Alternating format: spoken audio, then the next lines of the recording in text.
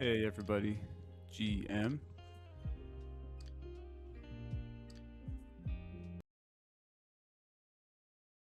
Thank you. Looks like we have a more intimate crowd today. Maybe we'll have a few more trickle in, but we'll get started in the interest of time here. We have not like a super packed agenda, but we're going to be covering some important stuff. The financials as always, and also we have a really cool presentation from the Smith on deck as well. We're going to be talking about analytics using Dune. Super excited about that.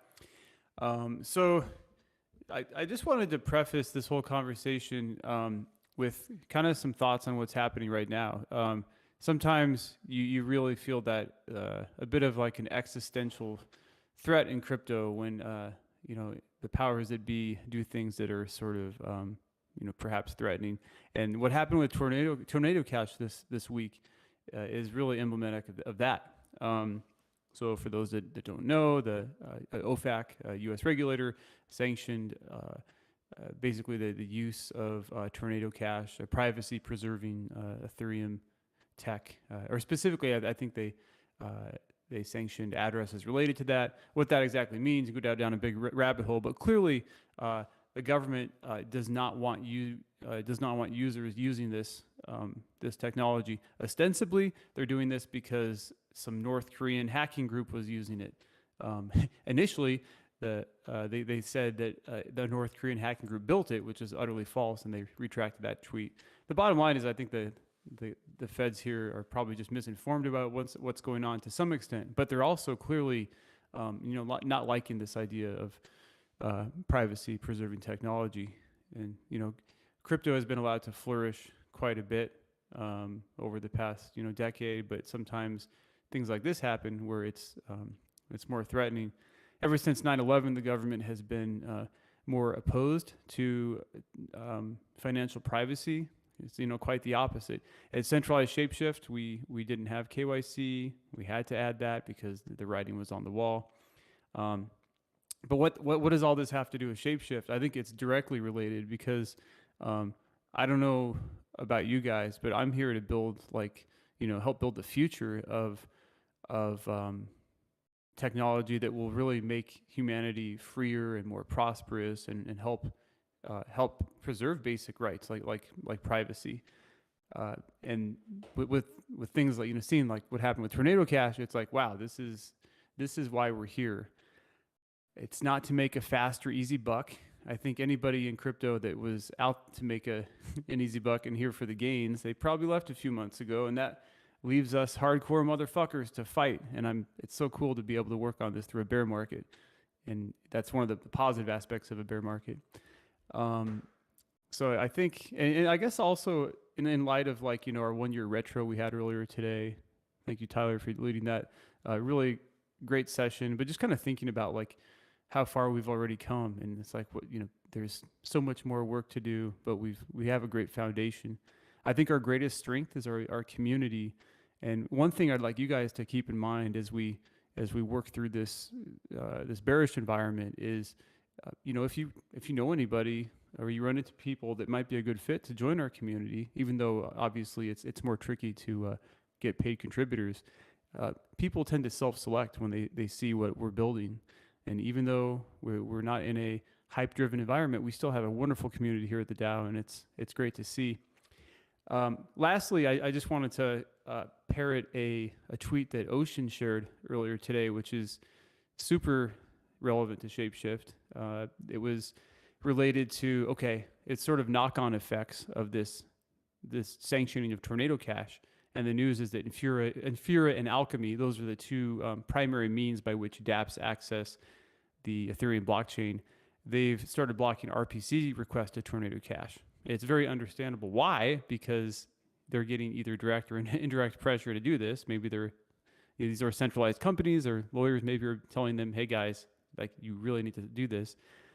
Understandable, but it also points out a huge problem with the current way things are set up in blockchains, and specifically with Ethereum, where you do have these centralized RP services, and it's a real risk to the whole the whole value prop of censorship resistance and this notion that there's no gatekeepers. The Ethereum blockchain truly is permissionless, but there needs to be more ways to do this. So you might think, well, or an observer might say, well, who is building infrastructure that helps support this? The fact is, ShapeShift is with Foxchain. There has never been a better time to have permissionless distributed infrastructure to access blockchains, and that's precisely what Foxchain is.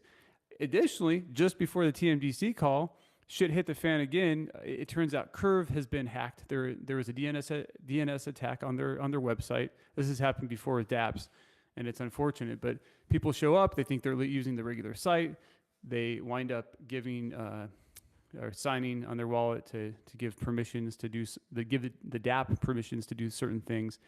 And in this case, they can steal your funds. So there equally needs to be a decentralized front end. So again, here's ShapeShift, where we can provide a portal that doesn't expose you to those risks while allowing you to access dApps. And then, by the way, we have this decentralized backend. People haven't realized this. I think they're starting to realize this now, and will increasingly over time as these trends play out. This is why ShapeShift exists, and it's pretty heady to be building on this stuff, but it's like, man, we're helping build the future. And anyway, those are my thoughts around this. I'm sorry to ramble a little bit, but this is like big picture important stuff, and I wanted to speak to that a little bit. And appreciate you guys being on this journey at ShapeShift. So let's see. In terms of more conventional stuff related to tokenomics, let's talk about the runway. Let me grab that link real quick, and I'll post it in the chat. So this is updated as of today. So currently we have 3.95 million worth of stables. The budget figure for August, that is basically set in stone. That is what will be coming out of Colony per all the work stream leaders. And then, as you can see, we're still sort of basically looking at roughly close to a full year of runway here, just falling short of a full year. But again, this is a good improvement over where we were at. One notable change on this is previously our Pool 7 interest was down. It was actually way lower. I had it forecasted about 32,000. In fact, that APR keeps going back up. So right now we're paying more like 63,000 a month, and that is a bit of a headwind on our runway. But overall, no nasty surprises here. And the important thing is that even with that high APR, we're able to continue to pay down that loan every single month, or I should say put 200,000 worth of USDC towards that every month at the current rate. And actually, I'll touch on this in the next section, but we'll be able to pay that down within a few months here. So generally, things are looking good on the runway front. Let's see. Before I move on to the Rari loan analysis, does anybody have any thoughts or questions? Yeah, good question. Pasta Ghost on Thorchain and Haven Protocol. I think it really speaks to like how truly decentralized are these projects. It's crazy because Tornado Cash had a lot of decentralization going on for it, but of course, there's known developers, and the feds potentially could go after them. And again, for nothing more than just writing code. The U.S. Supreme Court determined in the 90s, I believe, that writing code is protected by the First Amendment. It's free speech, but one wonders if that whole approach will be tested again in this environment where the government seems to not want to cede any control to privacy-preserving tech. Let's see. Okay. Next, I'm going to do the Rari loan analysis.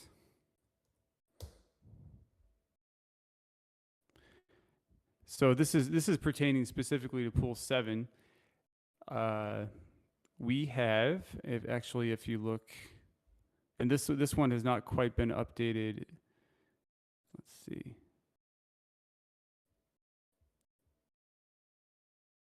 There we go. I'm going to grab a different link here, or if you just look at the tab that says 200K a month at 100% APR, I'll repost that. Okay, so that best reflects current conditions right now, whereby we are paying 200,000 towards this loan every month, and the loan is up at 100 APR, which is a real beast. But that's okay. So we currently have 671,000 remaining on this. You'll recall it. We were actually over $1 million on this not too long ago, but we've really made a concerted effort to pay this thing down. So based on where we are right now, we're looking at about 55K of interest on that amount. Again, we're paying 50K a week towards this, so this will steadily come down. But if you just extrapolate this, we'll be finally putting this thing to bed in roughly December at the current pace. And the total interest around this will be 150K remaining, which in the scheme of things is not really bad. That's certainly a manageable cost, especially when you consider we're currently generating about 10K USDC a day via our bonds, or a little bit south of that.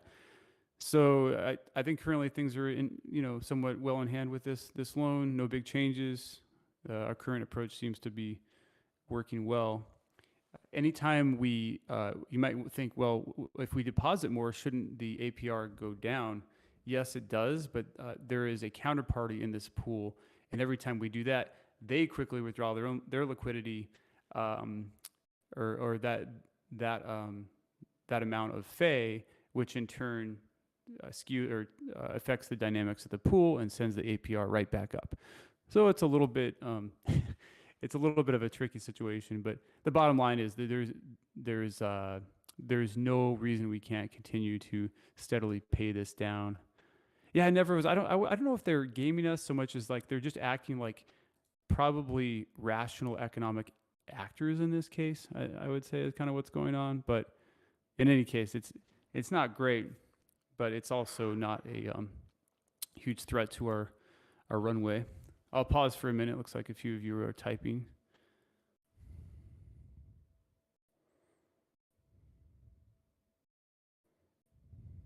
Yeah, good point, Ron. Having a high APR there's a benefit to them. Of course, borrowing is turned off, but still that dynamic is certainly favorable for them and not us. So, okay, Willie mentioned something, and I'm glad you alluded to this, Willie. It's something we just talked about briefly during the TMDC call. Currently, 100%, pretty much 100% of our stable treasury is denominated in USDC. We talked a few months ago about, just kind of the idea of diversifying out of that. Luckily, we didn't put a bunch into UST, thank God. But, in general, you don't want to have... you want to have like a more balanced risk profile with any type of asset class, including stables. They each have their own set of risks. Up until yesterday with Tornado Cash, the sense was, of course, USDC is centralized. They could blacklist, but not necessarily a sense of urgency. But now that this sort of dynamic is at play, there's a better case to be made. And thanks to John for bringing this up in the TMDC call. Better case to be made for diversifying out of USDC to some extent sooner. So we've been talking about, or we're talking about options for that. LUSD seems like a promising avenue for doing that. So this is something we're going to be discussing on Thursday as well in the TMDC call. It's just one of those things. USDC, the likelihood of that peg getting blown out is very small. The USDC is a pretty trusted provider. You can trust them when they say they have the necessary cash reserves, and to a lesser extent, U.S. Treasuries backing that. If they're not like Tether or something, but they're freezing. They have already frozen addresses related to Tornado Cash, as you just pointed out, never was, and this is something that we need to be aware of.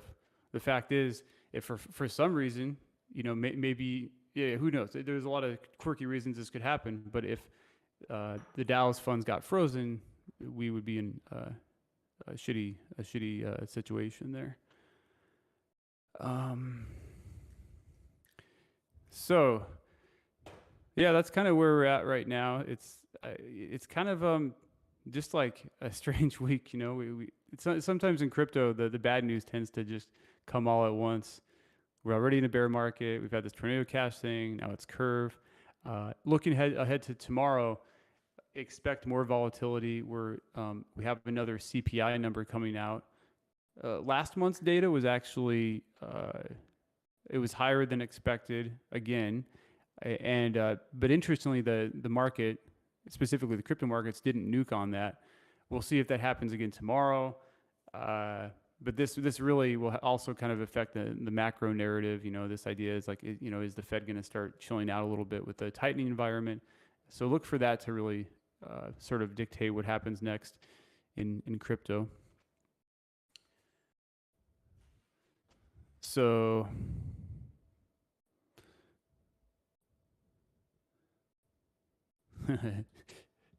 yeah, let's put it all into Terra. What could go wrong? Another stablecoin we talked about was Rye, which is really, it's difficult to get your head around Rye because it's not a stablecoin specifically. It's not designed to be stable relative to any fiat, like, you know, euro or USD. Instead, it's designed to just be basically a volatility reduced asset. It's kind of stable to its own value, which it takes a long time. At least for me, it was a real mindfuck to get my head around. But in practice, it does tend to be pretty non-volatile in value. It's been bouncing around, you know, the $3 area for a while. The question is, like, over the long run, can it really maintain the same amount of, or kind of a similar value? But it's interesting because it really truly is not a stable coin. It's not designed to be fixed to a fiat. The people behind Rye are pretty smart and think outside the box with stuff. So give that one a look if you're interested. And basically the next step for us in terms of the TMDC and just an overall community, I think, is to just kind of assess how much USDC we should put in into a alt stablecoin or stable coins. Again, LUSD looks promising, but you can tune into our TMDC chat on Thursday where we're going to dig into that a little bit more. And then I see you typing, Willie. In the meantime, I just wanted to update you guys. The TMDC allocation for another 60 million Fox, that was approved. Thank you for Professor McCarthy for heralding that through the governance process. That is more Fox for the TMDC to work with, whether it's continuing with bond sales, USDC bond sales, or adding more Fox to bring our liquidation points lower on the Rari loans. I don't think that probably won't be necessary anytime soon, or hopefully at all, just because those liquidation prices are so low. But in any case, the TMDC thanks you for your vote of confidence in giving another allocation.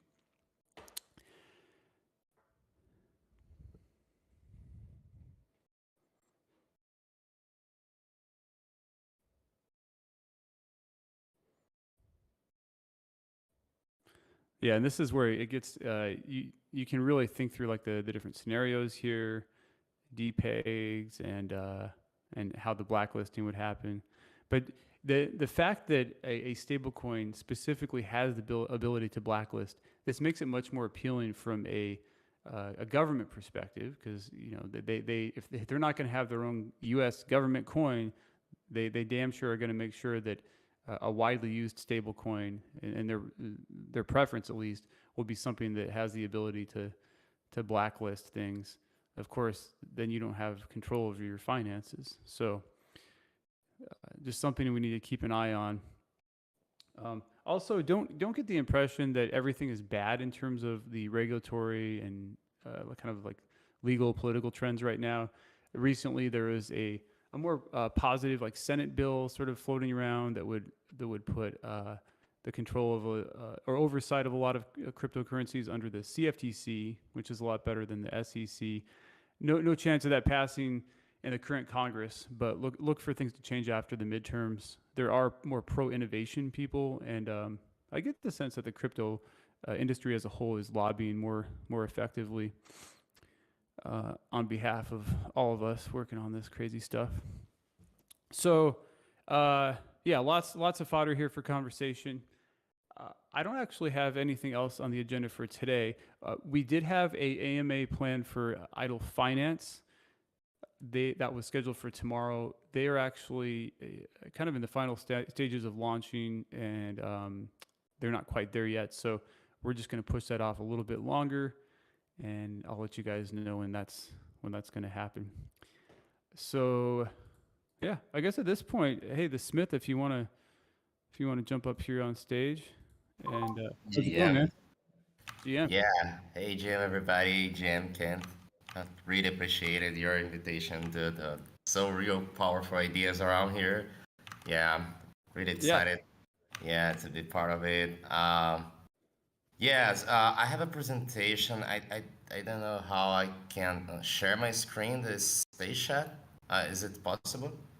You can either post a link right in the stage chat. We don't actually yeah. do the screen sharing here on stage, but we do have a Okay. Zoom if you prefer to share on Zoom. It's no problem. The presentation is online, so everybody can follow what I'm talking about. It's on the stage chat. So yes, yeah, Mo just started, dude, and everything's so busy. The Tornado Cash stuff, USDC. So I believe we can cool down the machines with some analytics insights, right? And so just getting started, the presentation, the first part of the presentation, like every time we look at the sea of data, call it blockchain, we often don't know where to start.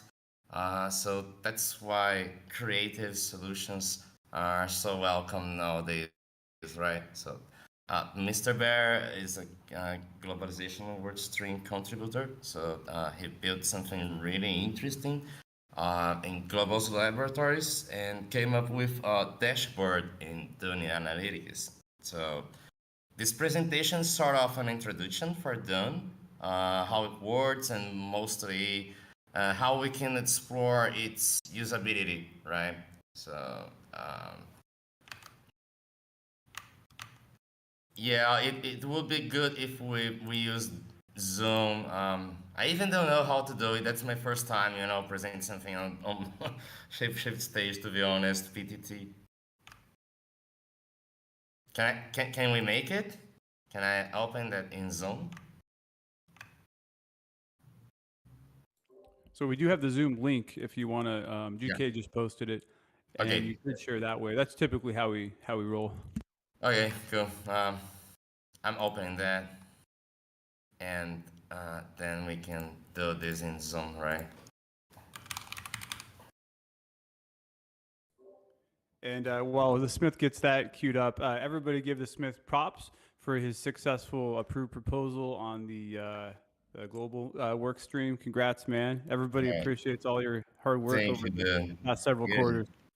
Really excited that we're just starting our second globalization work stream, right? So I remember my first steps in ShapeShiftDAO was in SCP number 5, right? So that's SCP 95. So we are closer to 100 proposals, and yeah, that's the second version of the globalization work stream. Can you guys see my screen? Does everybody can see my screen in Zoom?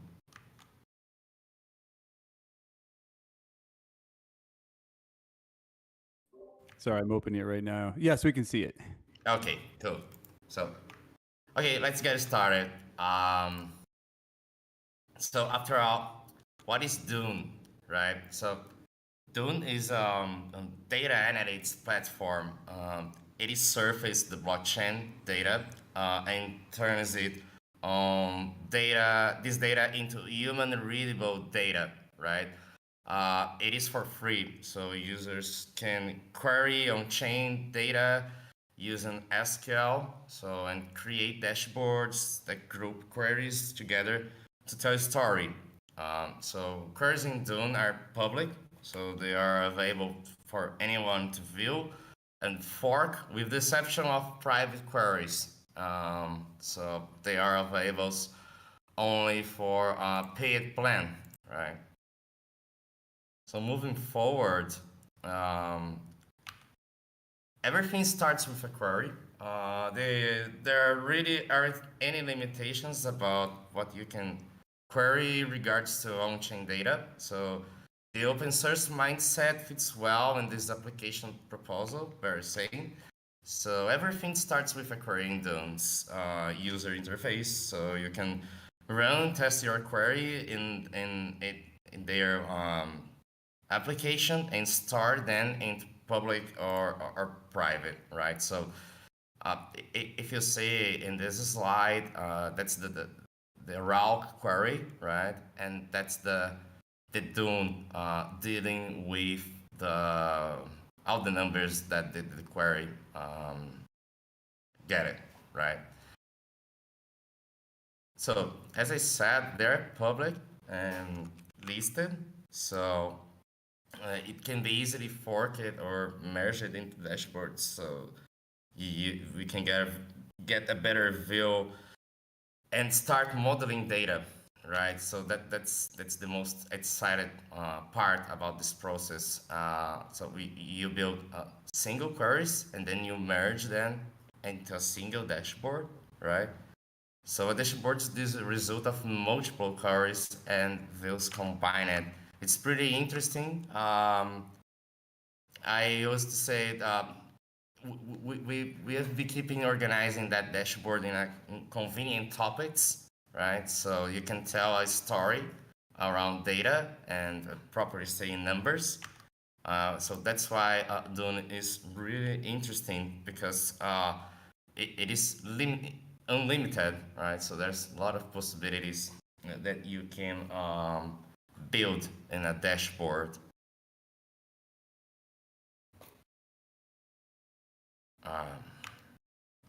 Next slide. I'm experiencing a little bit delay here, so yeah, I just reached it.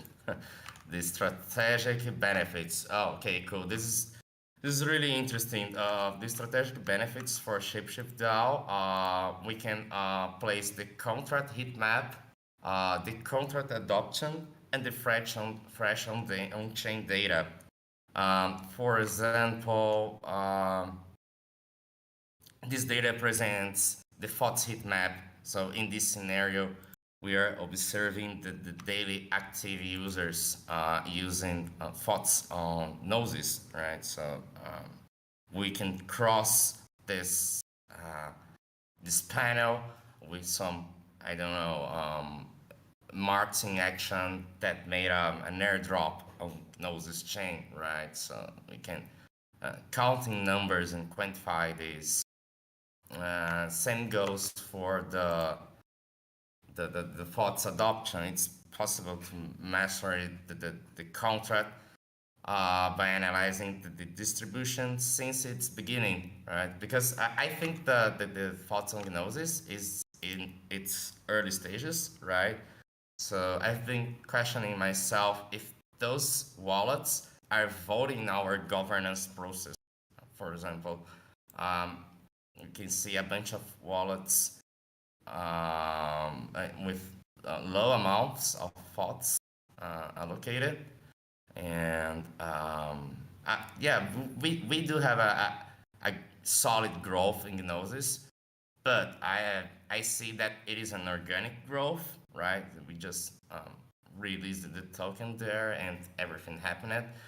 And like for filtering campaigns, like Mount Pellering or anything that we want to build on Gnosis, like we are running a giveaway in Gnosis chain on the Twitter profile, on the Brazilian Twitter profile. So we'll be able to see um,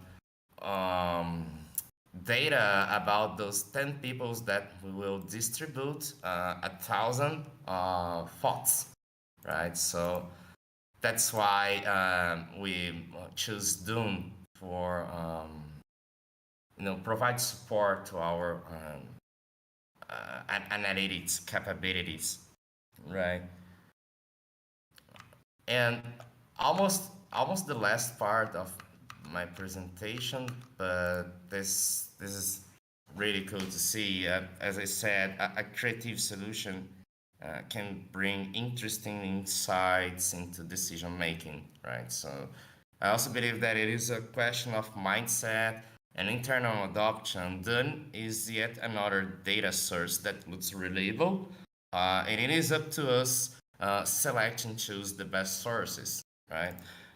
The idea here is also encourage people, to put this analytical sense to work and nurture this collaborative and open culture in ShapeShiftDAO, right?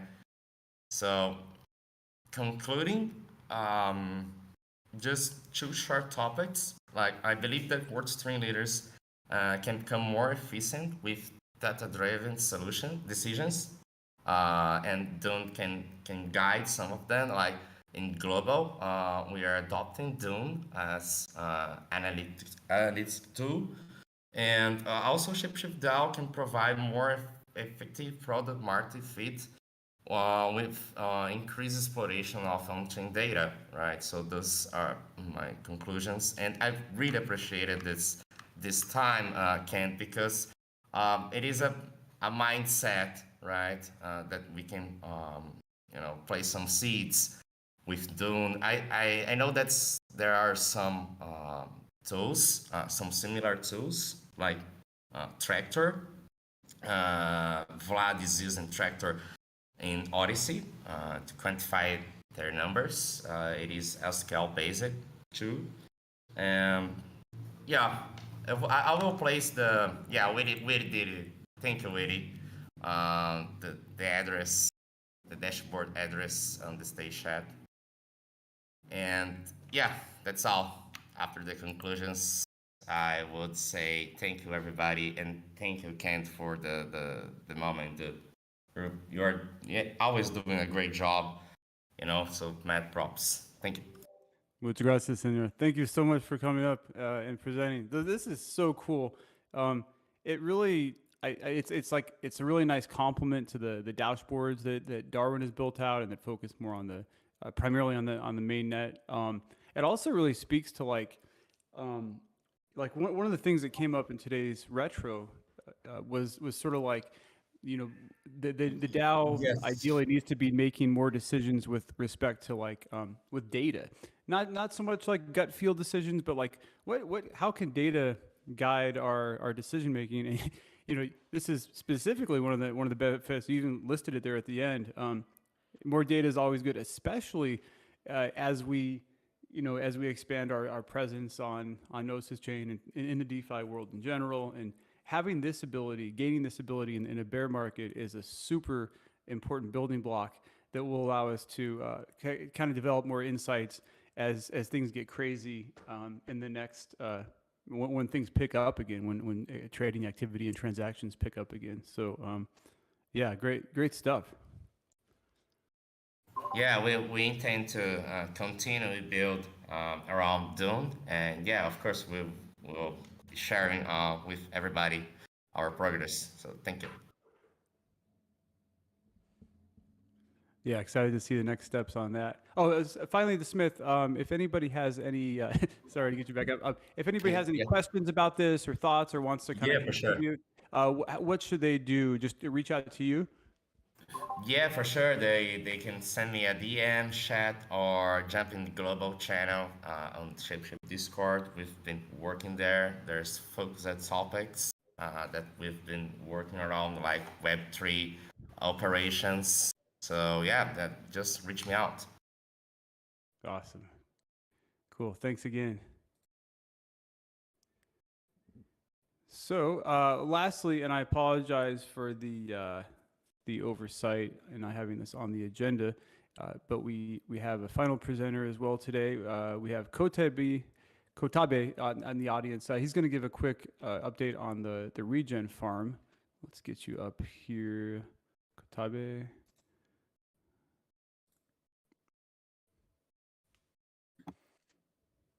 Hi Hey, everyone. welcome. How are you doing? Good. How are you today? I'm doing good. Thank you very much. I like your avatar. That's a badass tripping mushroom right there. Thank you so much. I'm just waiting for uh, Give It to have the givers, and I so much want to buy my PFP of givers because this is actually an NFT that I borrowed from a friend, and it's been there for some time, but I like it. Nice. A borrowed NFT. That's a cool concept. So yeah, it sounds like you're working on regen stuff. Correct, correct. Well, basically, I'm kind of like in charge of the product and not technical. And by the way, I was here last week too, and I was a bit intimidated because I was like, okay, I'm going to go after this conversation about like fringe and the long tail assets opportunity to kind of like collateralize, yeah, these long term assets for yeah, not to lose to get liquidity without um, or to borrow against your long tail assets. Sorry. Anyways, it was intimidating after that. I'm not a technical person, but I am managing the product, and I'm super happy to help anyone that has any questions. If I can answer them, I will do it, and if I can't, I'll find someone who does. Sweet. Kotabe, do you want to give us an update on kind of, I guess, just for anyone who's not familiar, what the regen farm is and the current program we have going, when it runs out, and I guess what we'd need to do if we wanted to extend that program or launch a new one? Yeah, absolutely. Thank you, Willie. So basically, region farms are a way to mine liquidity, but kind of like the best kind of liquidity because basically you're targeting to people that want to stay invested in your protocol because you have this kind of like token rewards as a streamed as a service. And instead of like giving all the rewards to the liquidity providers all at once, you stream it over a certain amount of like years. I think for ShapeShift, it's till the 24th of December of 2026. So all those rewards, like even if the liquidity providers are kind of like, being just degens with your to providing liquidity for rewards, they are not going to be able to kind of like dump your token. They actually can kind of like get invested in the project for a long run. So that's the nice thing that we developed for ourselves on Giveth because we were using like liquidity farming, and then I think partially or probably a lot because of Willy, we can like start the product itself. I don't know. Is it clear so far? Or any questions? Yeah, I think that's clear. The basically Giveth created the regen farm, or basically these farming contracts for itself. It was kind of a nice evolution over traditional liquidity mining programs where farmers receive all of the tokens rewards immediately. And that creates the problem of mercenary liquidity, where you see these predatory farmers that just chase the highest yields and dump all of the rewards they receive. So Giveth came up with the regen farm as a way, in the regen stream, as a way to basically reward the best types of liquidity providers, the long-term holders, and stream the rewards over time. It's a 5-year stream as opposed to giving all the rewards up front. So you can still have a really attractive APR and reward liquidity providers, but really mitigate the mercenary liquidity risk and even the maximum number of tokens that could be dumped thanks to the stream.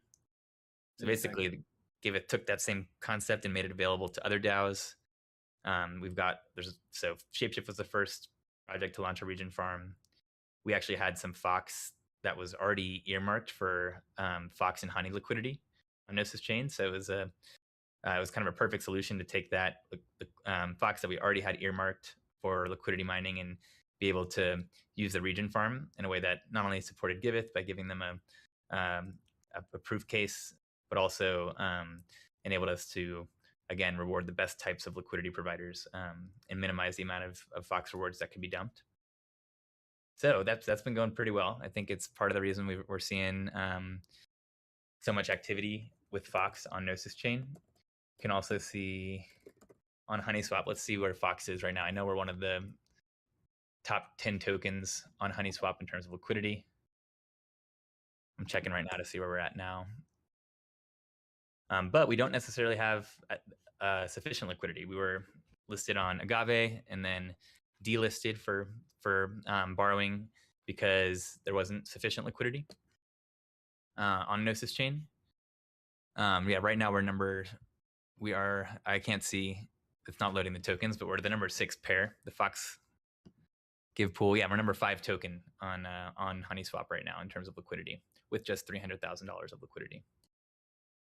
So Katabe is here to basically give us an update on the region farm and remind us that the current program is set to expire soon.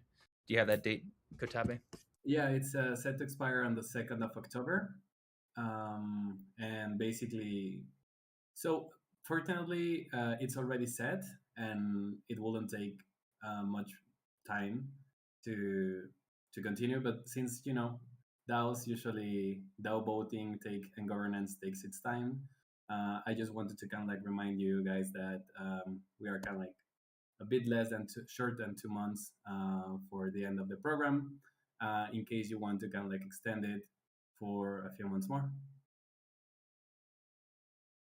Yeah, appreciate you being proactive, Katabe, and giving us a heads up. We still have some time to decide if we want to continue this, and if so, figure out the details. So some of the details we can figure out if we decide to proceed with this is which pair we want to incentivize. So we set it up for Fox Honey initially because we had already Fox tokens earmarked for that. But if we wanted to continue, we could decide to incentivize a different pair. And we could also, of course, decide how much we want to incentivize and over what period. So how much Fox we want to reward for that pool and over what time period. And that will be a governance decision. It's outside of the TMDC's purview. So this would be up to governance. Kotabe, is that, are you planning on basically spearheading that proposal, or would it be up to one of our community members to push that forward? We can do it either way. I think that something that might be good before the proposal is to make kind of like maybe parent party.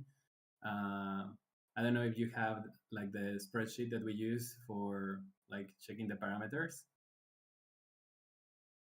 Yeah, the Notion doc, or is there a spreadsheet?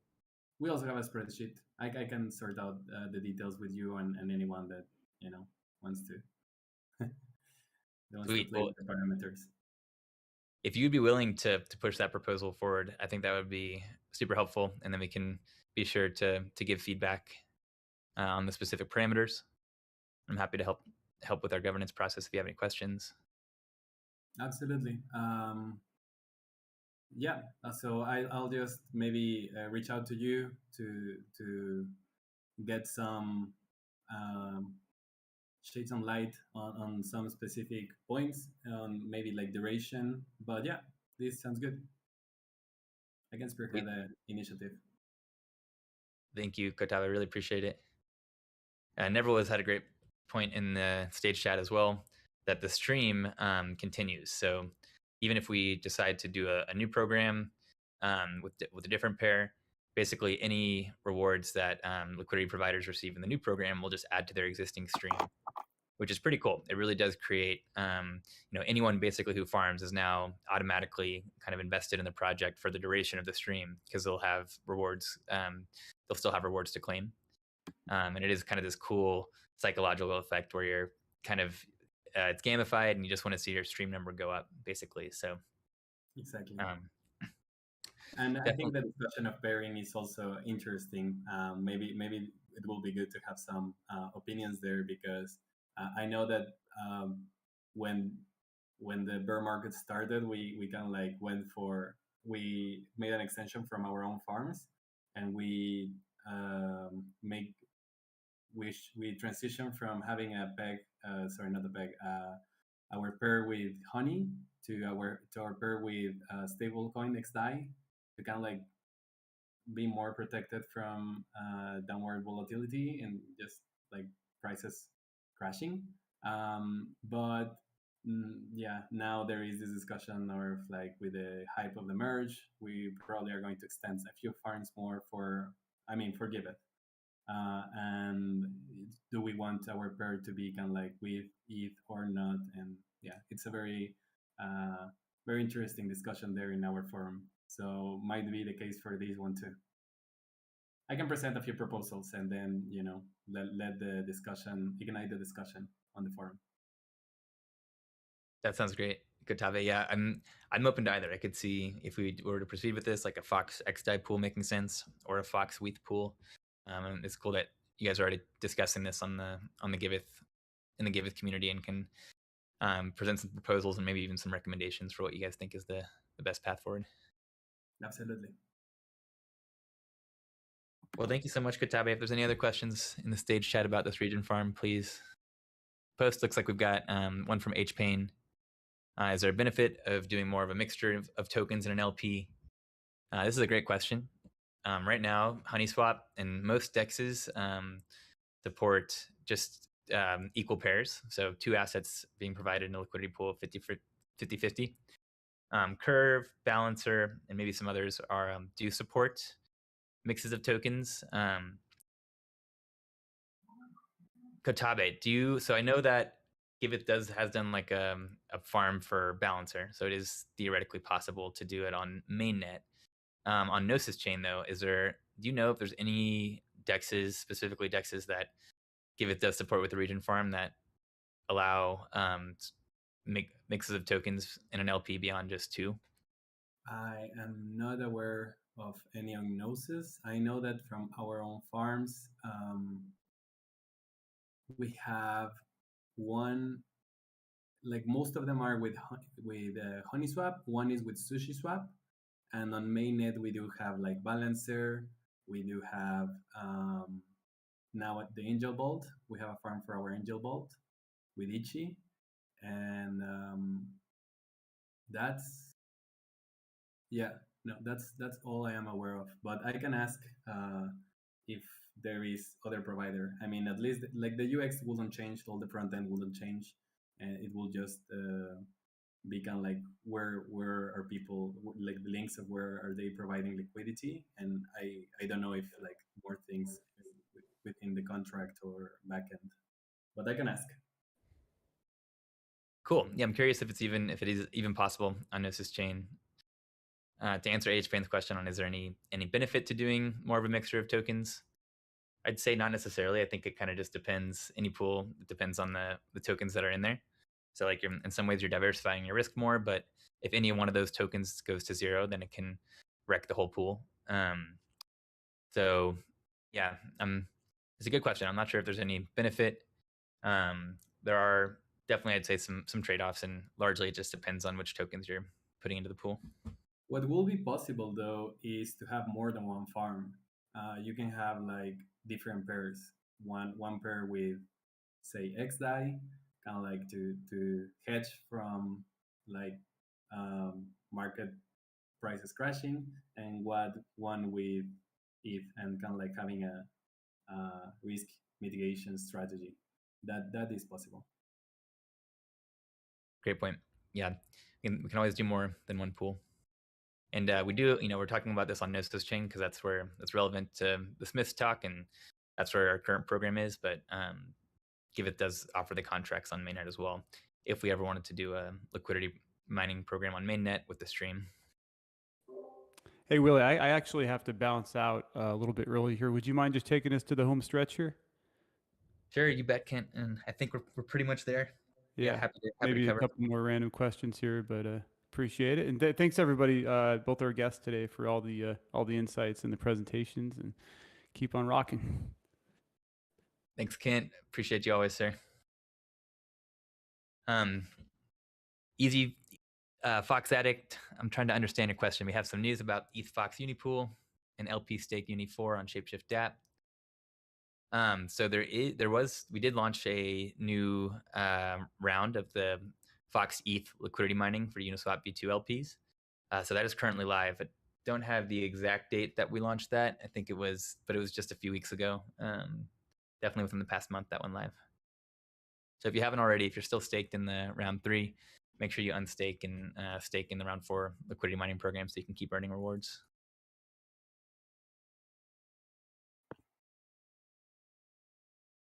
All right. Kotabe, thank you so much for joining, and thank you and the Giveth team for building this region farm code and making it available for us, because it is pretty awesome stuff that you guys have built, and really appreciate you guys making it super easy if we do want to launch another program. Thanks for inviting me, Willie. And this is also like a really, really awesome call, like very informative, very interesting. Super happy to be here. Thanks for joining. Yeah, feel free to swing by. We do these every Tuesday. Yeah, I know. I almost have it on my calendar now. Whenever possible, I think I will probably come and learn a little bit. Awesome. Well, thanks for joining. Hope to see you around even more. Thank you. Thanks, everyone. Have a great one. Thanks, Kotabe. H. Payne asked, and I think Giant King gave a great answer. Is there any reason we aren't more invested with DAI? And yeah, I think GK nailed it. DAI is mostly about half backed, or it's significantly backed by USDC too, which is very unfortunate, because DAI without that could be a decentralized stablecoin and could be a great alternative to USDC that couldn't be frozen. But right now they're kind of akin. They have a lot of the same risk that USDC does have, because at any moment all of the USDC that is backing DAI could be frozen theoretically. We were just talking about this on the TMDC, and really the only stablecoin that we have identified right now as a good alternative to USDC is LUSD. Every other stablecoin we're looking at is either backed by USDC or DAI itself, so it still has a lot of those same risks, or is backed by a centralized provider that you depend on for redeeming. Yeah, definitely check out LUSD. All right, we got 5 minutes left. Any final questions or topics for tokenomics while we're all here together?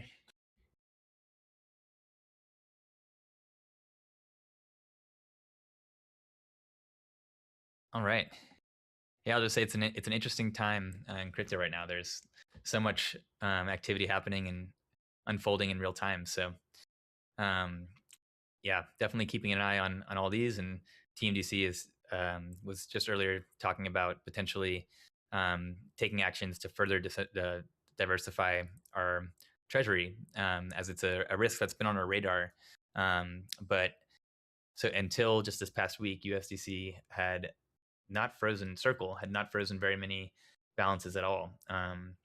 And yeah, the news with Tornado Cash this past week really brought it to surface, and is encouraging us to take some proactive action, just in the event that, yeah, Circle or basically regulators do decide to impose sanctions on DAO or impose any other sanctions that could impact the DAO. Wild times, never a dull day in crypto land. All right, well, it looks like that's all the topics and questions we have for today. Appreciate all of you guys. Thanks again to Smith and Kotabe for this being a special guest today. Appreciate you all. Hope you all have a GM.